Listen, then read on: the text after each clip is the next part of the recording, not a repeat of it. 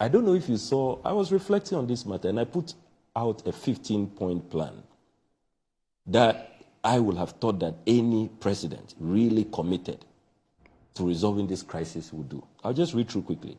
1, any president committed to resolving this crisis, 1, should have immediately instructed the Attorney General and the IGP to discontinue the unconstitutional harassment of the anti-Galamsey protesters. That's the first thing you do. Number 2, sack all regional ministers who have failed to prevent Galamsey as chairs of their respective regional security councils. Number 3, sack all MMDCs who have failed to stop Galamsey as chairs of their metropolitan, municipal, and district security councils. That's what you do. You don't allow them a pass to now. So now those who are not doing it feel that they are being left out. So as you see the latest development from Impoho and Amenfi East, the DCs and the MCs are joining the fray. Why? They think that, look, if others, Wuntu me and the rest, are being encouraged, why not also join the fray? And that's what is going on.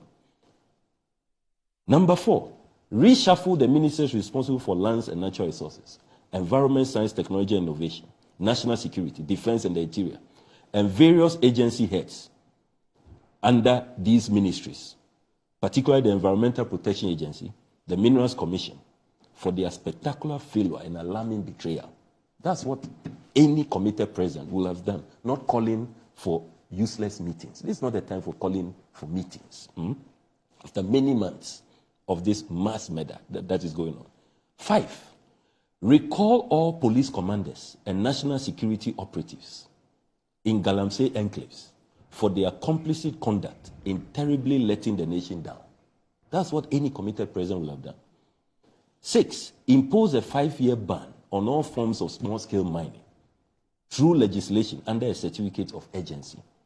7, deploy the Ghana Armed Forces to protect our river bodies and forests under a new paradigm which eliminates political partisan control. When you deploy the soldiers, don't tell them to report to these complicit DCs and all of that.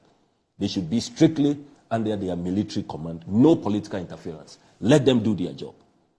8, immediately stop the issuance of new mining licenses.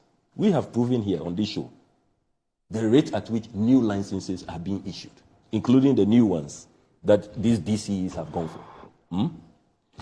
9, carry out a shake-up at Ghana's embassy in China and put in place an extremely strict criteria for the issuance of Ghanaian visas to Chinese nationals. 10, launch an aggressive scientific Green Ghana program to restore and regenerate our river bodies, embark on massive afforestation and reclamation of all Galamsey lands. 11, provide free comprehensive medical screening and treatment for all Ghanaians affected and exposed to the health dangers of Galamsey. As the Ochehene is telling us, we have to be concerned about the plight of all of these victims of Galamsey. 12, impose hefty fines on all small-scale mining companies found to have violated our responsible mining laws and use the funds collected for environmental regeneration, public health assistance, and water treatment support. Are we going to allow these reckless miners to go scot-free? Last week, I revealed that Elite Minerals, they are not even paying their required taxes. Over 53 million in profits. They just reluctantly, after many protests, letters from the GRA, paid only 132,000 cedis. So even this claim that we are benefiting economically from these reckless miners, we are not. We are not. Number 13, agree on a roadmap to ensure that after the 5-year environmental recovery ban of small-scale mining, there should be established a state-owned company to be solely responsible for small-scale mining. Small-scale mining by private companies should be proscribed. I know that this may sound too radical or controversial, but really, this mining going on by private interests have not helped our country. 14, the state-owned company will then employ only Ghanaians from the communities where they will be mining and will further guarantee competitive working conditions for all workers. The state-owned mining company will also be legally obliged to pay acceptable royalties to traditional leaders and engage in community empowerment initiatives. 15, revoke LI 2462 and pass new legislation to make it illegal for politicians and any other person to engage in the advocacy and promotion of Galamsey and impose stiff sanctions for those caught violating the law. I mean, so simple.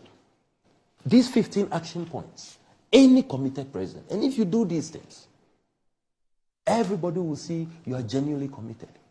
And it's not difficult to do. You can do this in a day. It's not difficult. It's not about calling meetings. Look, let me salute the resilience of organized labor, the religious organizations who have all joined the fray, young activists. I want to salute the demonstrators yesterday who will be demonstrating for 3 days. Yesterday, they showed that the Ghanaian people cannot be cowed into submission. If they thought that what they are doing to the protesters will keep young people off the streets and will keep young people cowed and intimidated, the young people of our country demonstrated yesterday that they cannot be silenced, and I salute them. Look, what the police have done. You know what they've done to the protesters? They have spread them across so many police stations. So many police cells across the capital. We have been, trying to visit and all of that, and the stress, and it's all deliberate.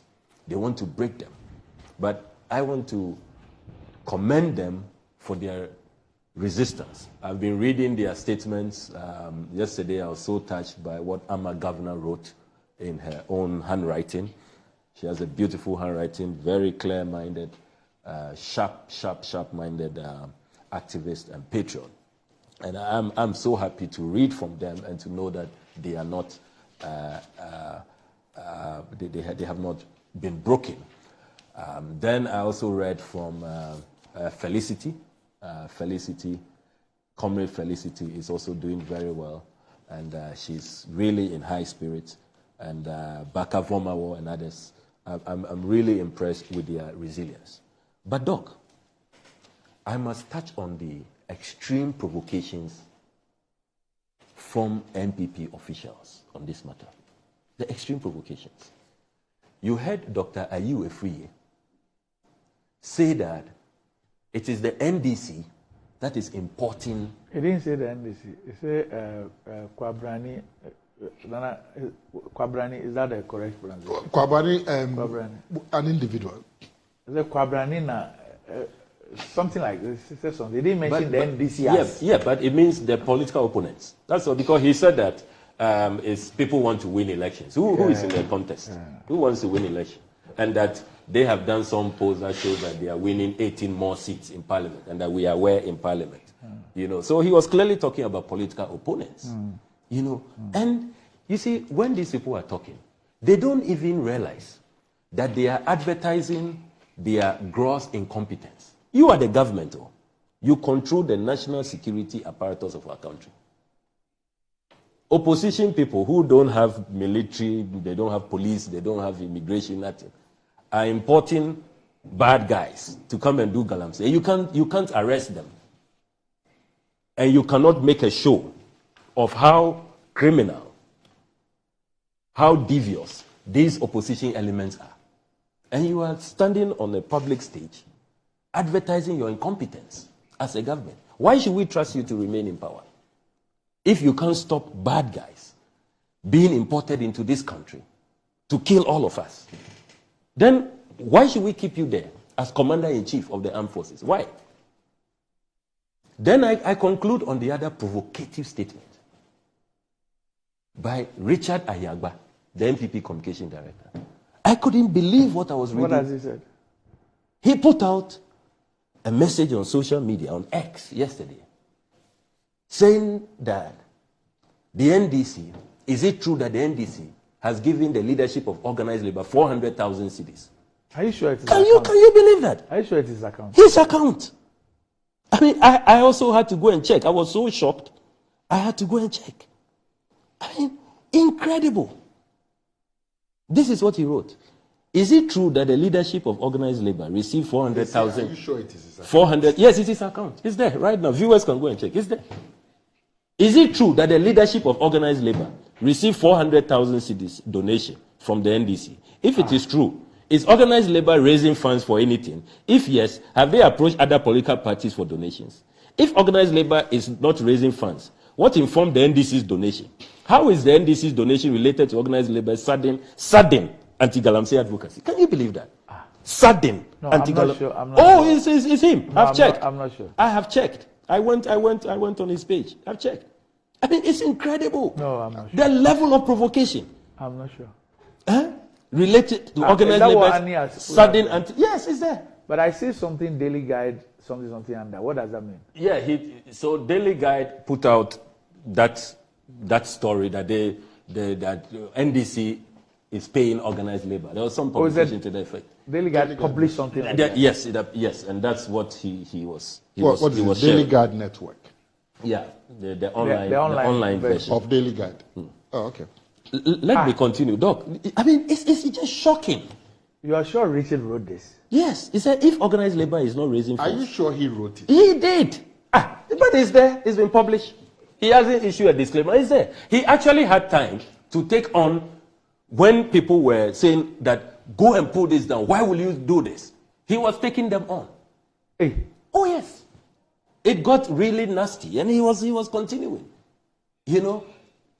Attacking others who were telling him that this is in bad taste. Let me continue.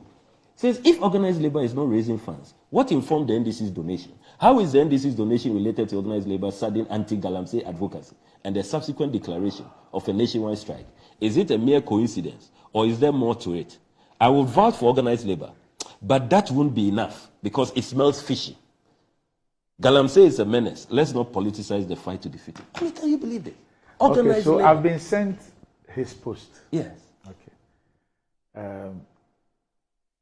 That's at R.A. Ayagba. Yes. Okay. DailyGuideNetwork.com/ dash organized labor. Isn't that what's on the screen? Or this is a different one? I've not seen what's on the screen. Oh, that one? This one? Yes. So he asked 1, 2, 3, 4 questions and then had 2 other questions. So 6 questions in all. So this is his verified. Yes, it's verified account. I mean, incredible. Is it true that the leadership of organized labor received the 400? He said questions. Is it true that the leadership of organized labor received 400,000 donation from the NDC? If it is true, is organized labor raising funds for anything? 3, if yes, have they approached other political parties for donations? 4, if organized labor is not raising funds, what informed the NDC's donation? Then it comes to 2 after the 4. How is the NDC's donation related to organized labor's sudden anti-Galamsey advocacy? Sudden. And the subsequent declaration of a nationwide strike. 3, is it a mere coincidence or there's more to it? I mean, how can you do this? How can look at all this organized labor, the Christian Council. Pretend you're